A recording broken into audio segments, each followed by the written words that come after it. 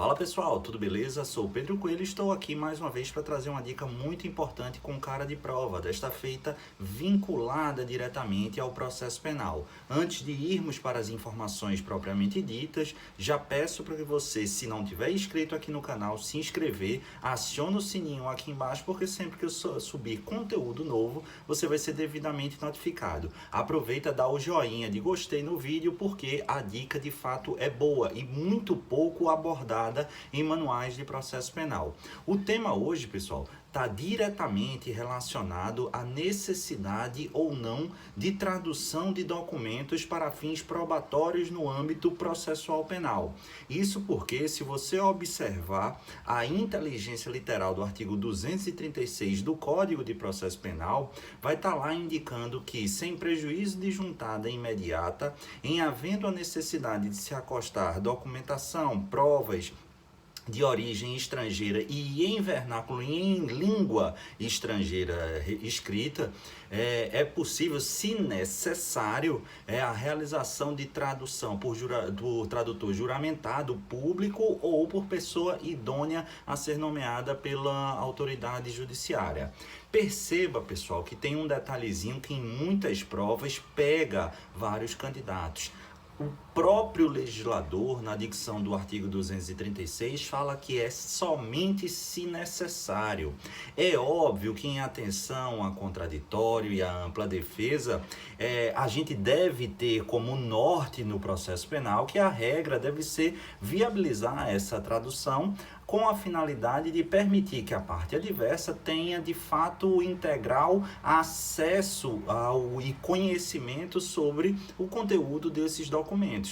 Contudo, situações há, e eu vou exemplificar, em que essa tradução ela passa a ser desnecessária. Então já anota aí, a regra, claro, é que há necessidade dessa tradução. Só que, como o próprio nome diz e como a própria opção do legislador, essa regra comporta exceções. Por quê? Porque deverá passar por um crivo da análise acerca da necessidade ou não.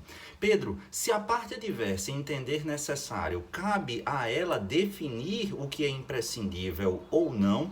Isso não está sob a égide da escolha das partes. Essa necessidade ou não deverá imprescindivelmente passar pelo crivo da autoridade judiciária. É dizer, portanto, que de acordo com o Supremo e com o STJ, é o juiz competente para a causa que analisará se a tradução é ou não necessária. E qual é o critério que essa autoridade judicial vai utilizar? De fato, se aquele documento específico, para que seu conteúdo seja efetivamente e produtivamente conhecido pela parte adversa, ele necessite dessa tradução. E o exemplo cada vez mais frequente, tanto na jurisprudência do STF como do próprio Superior Tribunal de Justiça, envolve o crime de lavagem de capitais. O crime de lavagem de capitais, pessoal, sobretudo nas grandes organizações,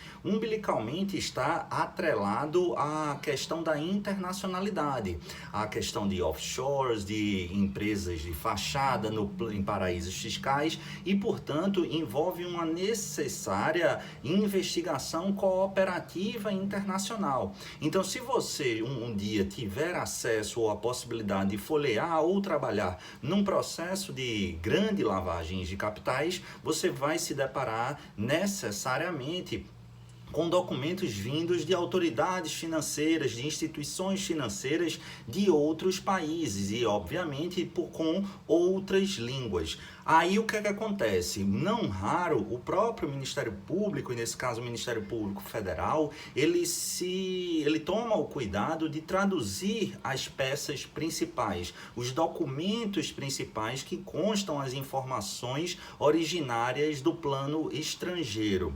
Contudo, até intuitivo, mas para facilitar e desburocratizar, não é comum haver a tradução de extratos, faturas de cartões de crédito, faturas de movimentação de bancos, ou melhor, de contas localizadas, sediadas no estrangeiro, em outros países, porque fundamentalmente ali são números e de fácil compreensão, sendo indiferente o teor a língua utilizada nesses documentos. Então, o que é importante? Várias vezes a defesa, e eu como defensor vou ser honesto e dizer que também já fiz esse tipo de petição, esse tipo de requerimento, dizendo, olha, é violação da ampla defesa e do contraditório, porque sem a devida tradução integral, nem eu, nem o assistido, nem o réu, podemos ter conhecimento integral, o que vulnerabiliza o nosso contraditório. Esse argumento cola? Não.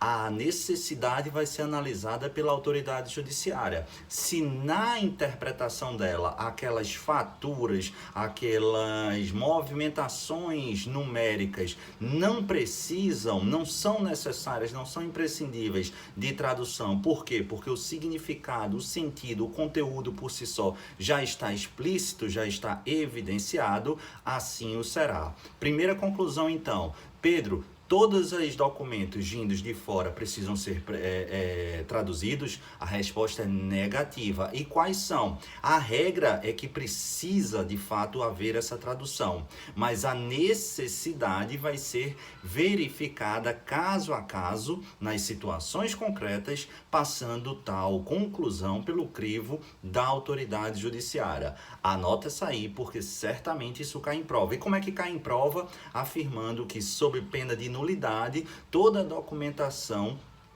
probatória advinda do estrangeiro precisa ser traduzida para a utilização efetiva dentro do processo penal sob pena de violação da ampla defesa do contraditório. Essa assertiva está equivocada. Não é toda, são as principais. A regra é essa, passível de exceção. Por quê? Porque a análise da necessidade deverá passar pelo crivo da autoridade judiciária. Espero que tenham gostado. Um beijo no coração, ótima semana e vamos lá, porque a gente ainda tem audiência hoje à tarde. Valeu, pessoal!